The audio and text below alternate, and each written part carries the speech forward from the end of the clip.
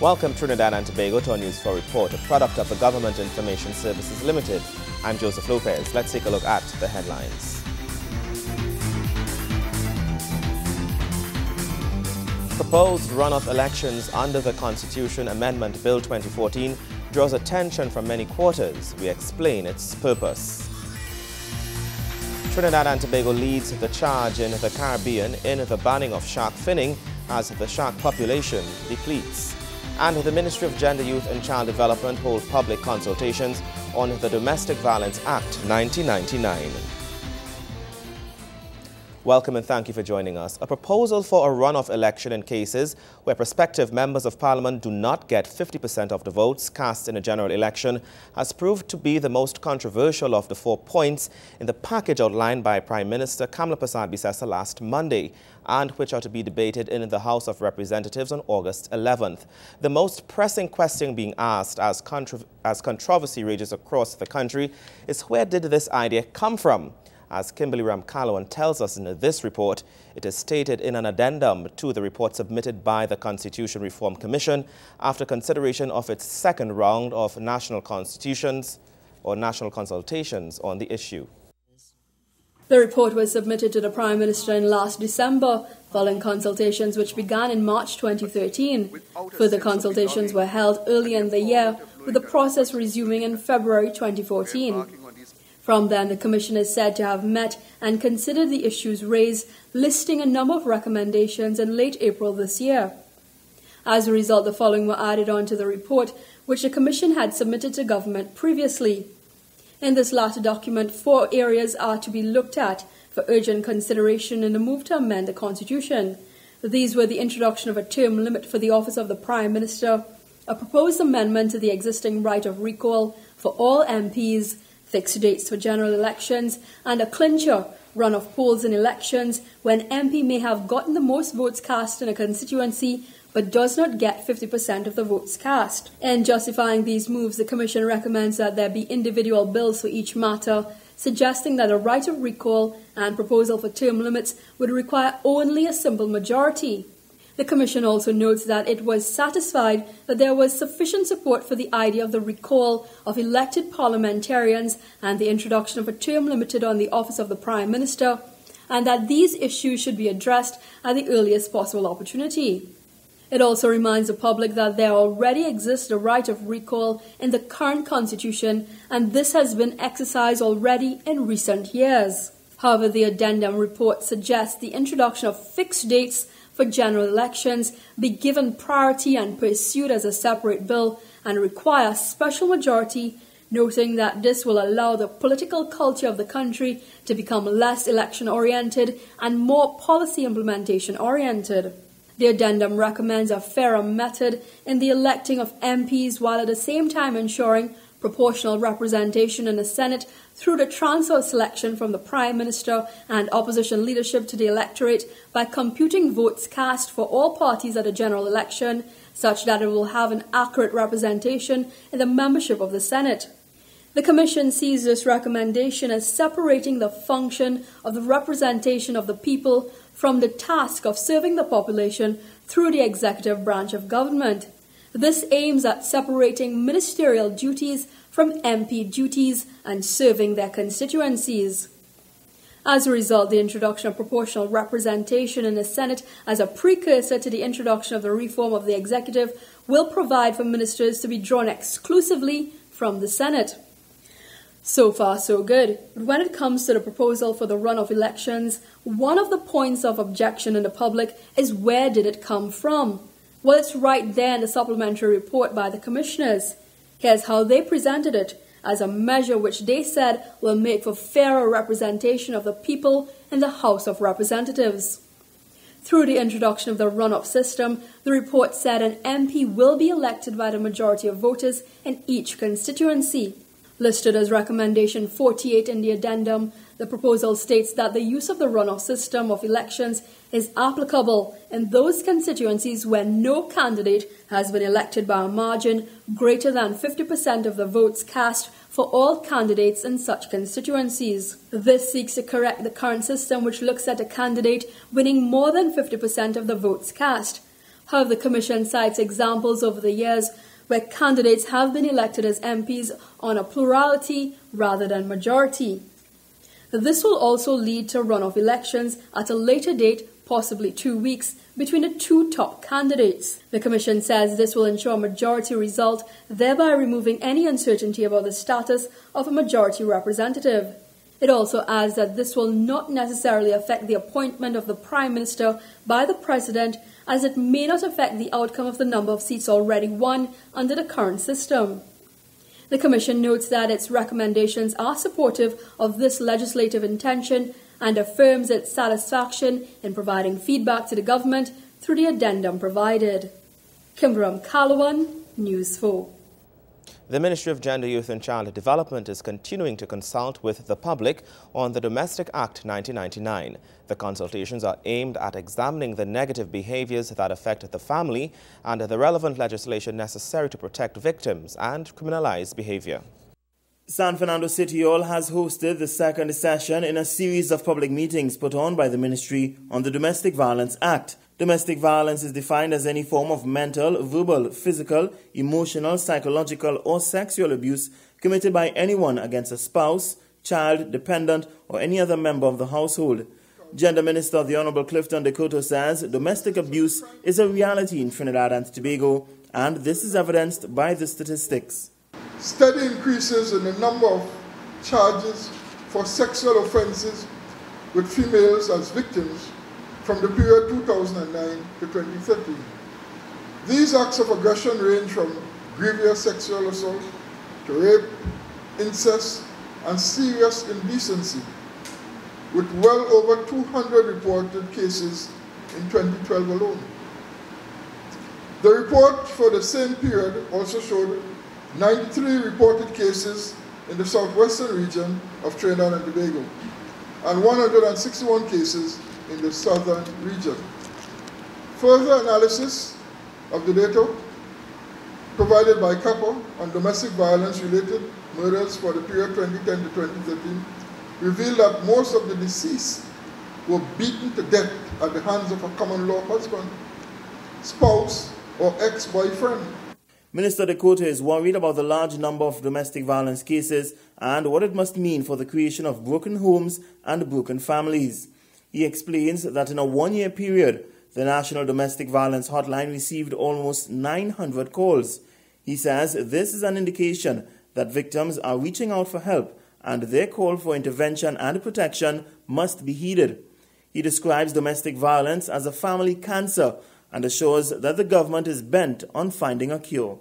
While we acknowledge society is constantly changing, it is imperative that the legislation remains both relevant and current in our times and our people.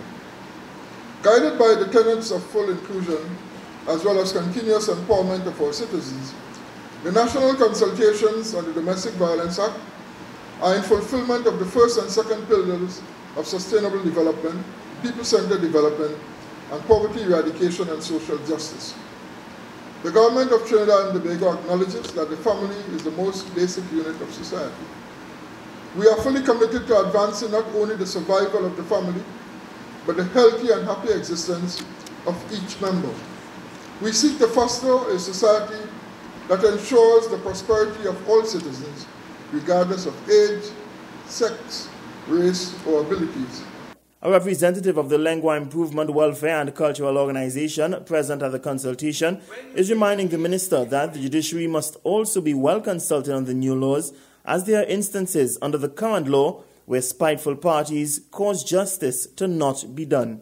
All the acts that you will be making, all the laws you will be making, what are the safeguards for these acts? Because the act does not act by itself. What are the people, who are the people monitoring these things? Because you have court cases right now where a woman goes to the court with a child of maintenance. If the husband is 5 minutes late to drop back the child, the police is in the housing. You have magistrate don't know what they're doing. They make an order that is not conducive to protection. Gregory McBurney, News 4. More news when we return. Stay with us.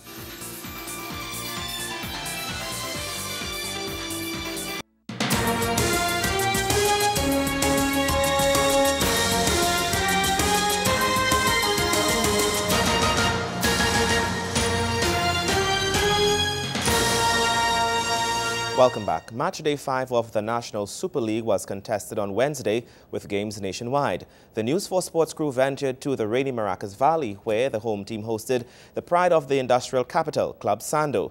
Here's Wayne Cunningham with the highlights. The conditions were challenging, to say the least, in the Maracas Valley following torrential rain on Wednesday. But that did not stop the home team, Real Maracas FC and Club Sando, from completing their fixture in the National Super League.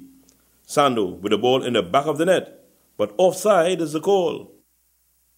The first goal came in a most unassuming manner, as Maracas goalkeeper Junior Granger fails to hold on to a mild shot from Kern Cupid, and just like that, it's 1-0 Club Sando in the 43rd minute.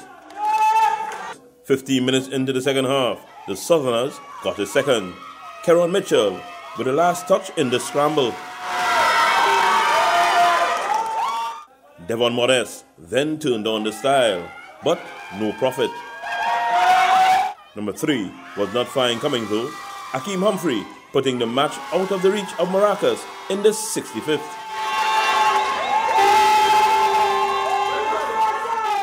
Or so we thought.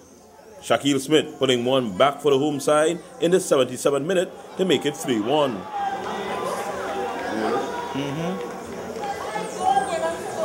That was too easy, right? Granger was also keeping his team in the match with some fine saves.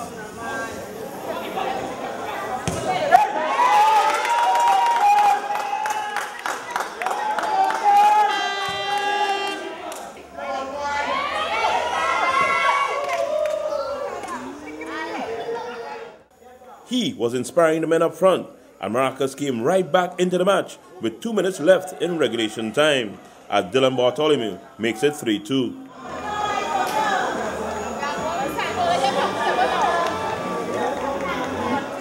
Sando were in no mood to share the points on this day though, and made sure of the victory 2 minutes into added on time.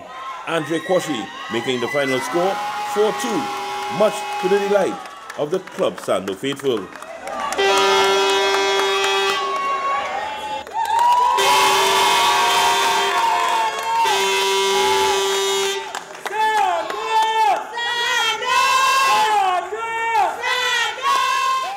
Wayne Cunningham, News 4 Sports. Thank you, Wayne. When we come back, Tobago's in the spotlight. Stay with us. Thank you for staying with us. Each year, there are a number of cultural items in Tobago Heritage Festival which deserve great attention. One such feature is the Tobago Living Museum, which is considered a fine arts experience. While thousands are flocking to Tobago to be a part of the Great Fete weekend, many are appreciating some of the cultural and historical aspects of the island.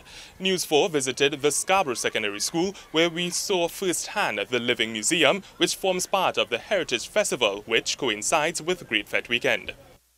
Based on the original speech band play of 3 acts, patrons were guided through a museum tour by the speech band characters led by the one and only Showboy. Masquerade in Tobago, or speech band, has been practiced widely from the time slavery was abolished. Jared Primer, one of the directors of the Tobago Theatre Company, which hosted the Living Museum, gave some background into the company and the fine arts experience.